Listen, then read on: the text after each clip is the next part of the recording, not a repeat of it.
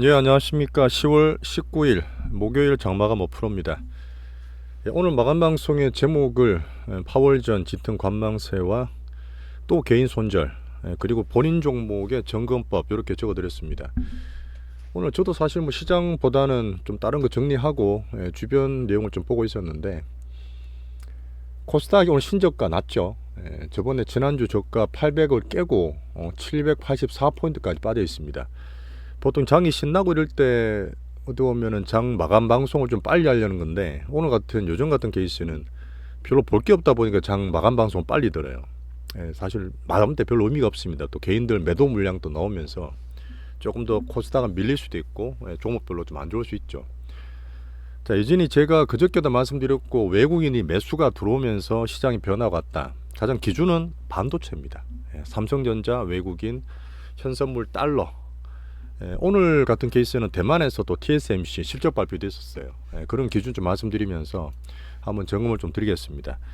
자, 같습니다. 여전히 너무 겁내지 마시고, 주가가 빠지고 하다 보니까 기준 자체인 거는 아직 여전히 변화가 없다고 봐요.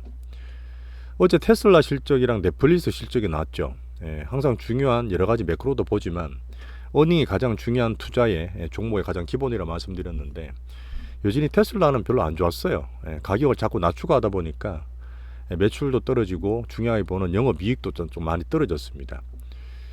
오늘 본인 종목 점검할 때 저 우리 거 말씀드린 거 아니에요. 우리는 뭐 포트 짜서 갖고 있는, 오늘도 말씀드릴 때는 다 괜찮다, 홀딩 하나 말씀드렸지만, 물론 바이오 같은 게 좀 떨어진 거 있습니다. 하지만 전체 포트에서 비중이 작고 뭐 종목 한두 개 정도 있는 거니까 별 의미 없다 저는 보시면 되고, 메인 되는 거 내에서는 큰 걱정 없이 홀딩 하시면 된다 봅니다. 자, 오늘 파월이 11월 1일 날 FMC 나오기 전에 가장 중요한 연준의 어떤 마인드를 볼 수 있는 날인데, 자, 지금 금리도 말씀드리겠지만 근래 들어서 금리가 좀 더 올랐어요. 예전 같으면 제가 호들갑 떨고 뭐 난리 주겠지만, 연준의 분위기나 연준 위원들의 멘트들이 조금 뉘앙스가 바뀌었다 말씀드렸습니다. 이제 그런 걸 감안해서 말씀드릴 거예요. 자, 오늘 같은 케이스의 본인 종목들이 우리 거 말고 가지고 있는 종목 중에 신저가가 자꾸 난다. 지난주에 갔던 800포인트를 깨고, 아니면 종목별로 신저가 지난주 갔던 종목을 깨고 내려간다. 이런 종목들은 여전히 개인들이 아직 팔 개인 매물이 남았던 겁니다. 물론 대형주 중에서 외국인들도 팔고 있죠. 한 1, 2천 많지는 않지만 또 꾸준히 팔고 있는데, 그런 것들이 큰 영상 보시면 되지만, 뭐 중소형주나 개인 종목 보시는 것 중에서 지난주 저점 못 깨고 제가 못 지키고 깨고 내려가는 것들은 신저가예요. 이럴 때는 원래 원칙은 시장보다 더 약하구나, 그러면서 비중을 줄이시는 게 원래 원칙입니다. 그렇게 좀 알고 계시면 좋겠고요. 대신에 반대로 코스닥이나 이제 지수가 떨어지는 불구하고 그래도 버티고 박스 유지하고 있는 것들은 괜찮은 거예요. 자, 오늘이 개인 수급 영향을 더 많이 받는 코스닥이 더 많이 빠졌습니다. 하지만 제가 기준으로 말씀드려요. 어떻게 보면 코스피가 어떻게 보면 가장 기준입니다. 반도체 업종 기준으로 말씀을 드리는데, 코스닥은 개인 수급이 80% 이상이고 워낙 많이 쏠렸고 떨어졌다 보니까 변동성이 더 크게 빠지고 더 많이 오르셨다 그랬죠. 당연히 오늘도 아시아 증시에서는 우리나라 코스닥이 제일 많이 빠졌습니다. 딴 것들은 1% 정도 왔다 갔다 하는데 혼자만 지금 거의 3% 빠졌어요. 뭐 의미 없죠. 지금 코스닥도 떨어져서 지난주 저점은 지키고 있지만 다시 2416포인트 근처까지 와 있는 상태예요. 하지만 제가 기존 말씀드렸던 삼성전자, 수 많지는 않지만 삼성전자가 이틀 동안 의미를 사실 보였고, 오늘도 많지는 않지만 매수가 들어와요. 그래서 오늘 좀 빠져있어도 외국 매수나 달러 인덱스나 환율을 봤을 때는 코스피, 반도체 기준으로 괜찮다 저는 보고 있습니다. 그냥 관망이죠. 괜찮다기보다는 관망이고, 어제 미국이나 오늘 우리나라 증시에 영향을 주는 것들은 이스라엘이나 그 하마스 관련 국지적 리스크예요. 이쪽이 좀 보는 면이 좀 있긴 한데, 어쨌든 거기에 대해서 시장이 조금 더 경계를 하고, 때리는데 매수가 없어요. 매수자가 없다 보니까 때리는 족족 더 떨어지고, 오후 되면 또 개인들 신용 털리고, 한 이틀 좀 샀어요. 살짝 바닥 안 되겠나 싶어서 개인들이 계속 팔다가 털리다가 어제 그저께 신용이 살짝 들어왔는데 또 털리는 겁니다. 근데 지금 지수 밴드나 개인 수급 기준으로 거의 바닥 밴드에 움직인다 말씀드렸어요. 그러다 보니까 뭐 또 털리는 것들은 속하지 않으면 됩니다. 자, 코스닥의 사실 가장 큰 게 2차 전지죠. 오늘 좀 약합니다. 그죠? 에코프로 덜 빠지긴 하지만 가장 큰 2차 전지 빠지고 어제부터 바이오가 빠졌습니다. 오늘 좀 더 떨어지죠. 아침에 살짝 올라가려고 그러다가 또 떨어지니까 이 두 개 빠질 때는 코스닥이 좋을 리가 없어요. 예, 주요 메인 섹터이기 때문에 그 뒤 엔터나 게임도 좀 약세를 보이고 있고요. 오늘 이벤트 중에서는 한국은행의 이창용 총재님 금통위 3.5%를 그냥 동결시켰습니다. 하지만 매파적 금리 동결. 여전히 긴축적인 의지가 있다 말을 했고 제가 실시간 다 보고 정리를 좀 해뒀는데 뭐 간단히 말씀드리면 여전히 불확실성, 특히 우리가 보고 있는 대외적인 불확실성이 있기 때문에 금리 동결을 해도 금통위원들 5분 정도는 살짝의 긴축 의도를 멘트를 했던 것 같습니다. 어쨌든 동결을 했다고 보시면 되고요. 근본으로 보는 이제 미국 10년물 증시 금리 올라가는 상태고 어제 4.9까지 찍었어요. 4.9까지 찍었고 시장이 적응을 한다 하지만 5% 거의 다 봐서 저는 5%대에서는 분명히 부담이 된다 봅니다. 오늘 파월 멘트를 통해서도 한번 봐야 될 분위기인데 어쨌든 11월 1일 이제 2주도 안 남았어요. FOMC 때는 금리 동결될 확률이 90%입니다. 하지만 또 매파적 동결로 또 말로 겁을 주겠죠. 그래서 미리 빠졌던 증시에 영향을 좀 있는 상태지만 지금 4% 후반대부터는 분명히 연준 위원들이 어제 윌러란 매파, 아주 매파입니다. 거의 강성 매파인데 이분도 이제 금리 올랐지만 좀 더 지켜보자 뭐 이런 식으로 얘기하면서 근래 들어서 이제 연준의 분위기가 좀 바뀐 걸 계속 말씀을 드리고 있어요. 지금 금리가 오르는 거는 수급 문제입니다. 수급 문제고 바이든이 지금 이스라엘 가서 얘기를 하고 있지만 지금 우크라이나 때문에 전쟁 관련 채권을 계속 찍고 돈이 필요하잖아요. 우리나라 돈으로 거의 100조 이상 찍었어요. 근데 지금 이스라엘에 또 지원 자금을 10조로 또 승인했습니다. 그러니까 계속 찍어야 돼요. 지금 부채도 많고 정부 부채 재정 지출 때문에 압박을 받고 있음에도 이 바이든 정부는 계속 돈을 찍고 채권을 찍어야 되는 거예요. 그런 면이 사실 10년물 금리에서 해치들이나 이쪽 보는 투기 세력들 그런 쪽이랑 금리가 조금 오버슈팅하고 있는 그런 면을 보고 있지만 어쨌든 연준이 보고 흐름 자체가 5%까지 가게 되면 거의 부담이 되는 수준이라 보기 때문에 저는 좀 지켜보고 있습니다. 자, 어닝 시즌 아까 잠깐 말씀드렸던 테슬라 하락가 있어요. 제가 모레 이제 주간 때 말씀을 드리겠지만 중요하게 봤던 이익률. 원래 테슬라의 이제 혁신이 자동차 회사 우리 현대기아차가 정말 안 좋았을 때는 영업이익률 2%도 나왔어요. 요즘은 좀 올라서 5% 7% 나오고 있기 때문에 좋은데 테슬라가 16% 17% 찍던 회사입니다. 무슨 자동차 회사가 혁신기업 IT도 아니고 17% 찍어 이랬는데 지금 3분기 때 이익률이 7%까지 떨어졌어요. 당연히 주가는 안 좋죠.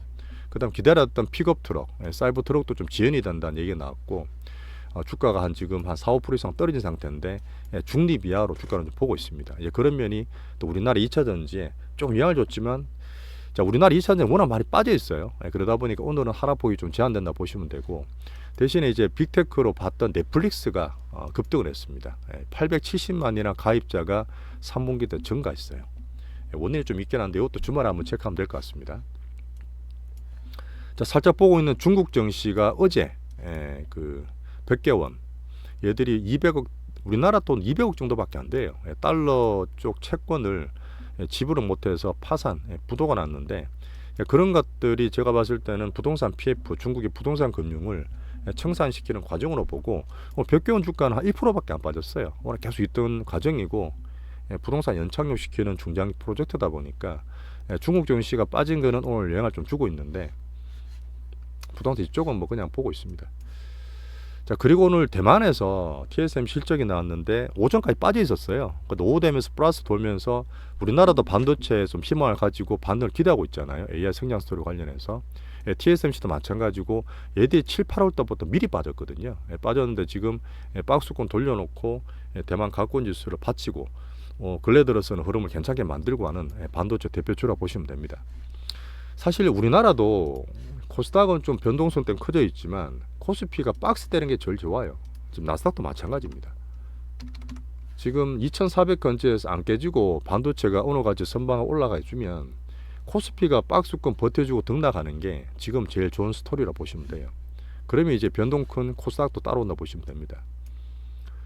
자, 이스라엘 하마스 관련 얘기가 계속 나오고 있는데 뭐 이란에서 지금 이슬람 국가들한테 이제 선전포고를 하면서 이스라엘에 석유를 수출하지 마라 뭐 그런 요구도 하면서 조금 긴장감을 키우고 있죠. 어제 오늘 그런 뉴스들 때문에 바이든이 가고 나서 특별히 좋은 소식이 아직 없습니다. 그런 거에 경계감이 정시에 영향을 좀 미치고 있다 보시면 돼요.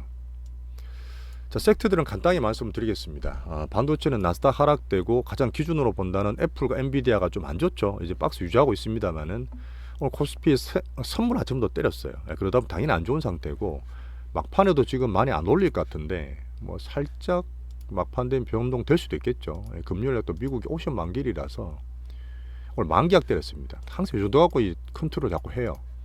1200억 정도 괜찮습니다. 이 정도면. 삼전 같은 케이스가 오늘 아까 말씀드렸던 외국인 매수가 어제 그제보다는 안 들어와요. 연속적으로 들어온다는 게 중요한 거고 반도체가 코스피 받칠 수 있는 주요 섹터다 보시면 되고 하이닉스는 여전히 빠졌어요. 뭐 변동성이 조금 더 크죠. 삼전이 코스피면 하이닉스는 코스닥 같은 그런 성격이라 보시면 되고 하이닉스는 어제도 말씀드렸던 좀 빠져서 한 12만 원대 정도면 딱 좋긴 하겠어요. 이 정도까지는 안 빠질 것 같고 12만 원 근처 오면 중기 포트에 대한 멘트도 드릴 예정입니다. 계속 얘기 드린 소부장 이 종목 내에서 보시면 돼요. 딴 것도 보실 필요 없습니다. 2차 전지도 오늘 별로 재미가 없었는데 언급 잠깐 드렸던 테슬라 실적이 안 좋게 주가 빠지면서 같이 영향을 좀 받고 있는 거지만 얘들도 지난주 저점 안 깨졌어요. 코스닥 투시문 되게 안 좋게 만들고 있습니다만은 전저점 근처에서 버티면서 밴드 유지하고 있다 보시면 됩니다. 오늘 중국 하락하고 미국 지연 이게 사실 테슬라 관련 얘기인데 뭐 비슷하죠. 전체 시황이랑. 자, 신저가가 나고 포스코들이 여전히 개인 수급들이 많습니다. 그러다 보니까 오늘 포스코들이 살짝 떨어졌어요. 신저가가 나고 있는 상태라서 방송 멘트 처음 말씀드린 것처럼 조금 약해졌습니다. 약해지고 포스코 다 그런 건 아니고 포스코 홀딩스랑 포스코 인터가 해당되는 그런 얘기고요. 자, 포스코 DX 그나마 괜찮은 애들은 좀 낮습니다. 하지만 좀 약하게 보는 시점입니다. 에코프로들은 바닥밴드 유지하고 있어요. 로보테마는 우리 갖고 있는 것들은 괜찮습니다. 전적에서 깨지도 않았고 한 4~5% 왔다 갔다는 것은 이전 시장에서 어쩔 수 없고요. 시장 틈새 흐름 괜찮고 우리 종목 갖고 있는 것들은 보유하면서 포트로 관망 중입니다. 자, 바이오들은 지금 기관들이 자꾸 괜찮다면서 또 실드 보고서를 내고 있어요. 일단 뭐 내용은 그렇게 항상 그렇게 냈던 거고 하지만 어제 같은 케이스는 외국인과 기관들의 비중 축소가 있었다 저는 봅니다. 자, 그러다 보니까 종목별로 투심이 더 약한 개인들 갖고 있는 매도가 나오면서 떨어졌다 봐야 되는데 어제도 저점에서 말씀드렸던 부분이 있지만 수급 변화가 와야 돼요. 양봉이 나든지 강하게 좀 매수세에 의미 있게 들어와야 되기 때문에 특히나 개인 투심이랑 고금리에 약한 바이오 섹터들은 전체로 좀 약하게 보시는 게 맞고 개별적으로 들고 있는 우리 알테오제는 외국인 수급주거든요. 외국인 수급주인데 오늘은 살짝 밀리고 있더라고요. 일단 보유하고 있습니다. 엔터는 살짝 말씀드릴 부분이 관심 있는 분이 계셔서 지금 YGM 또 말 많죠. 그 YG 엔터테인먼트 이게 또 뭐 계속 지금 걔들 계약 관련된 말이 많았고 SN 같은 케이스도 지금 또 조사가 들어가서 카카오랑 올해 초에 되게 난리 났지 않습니까?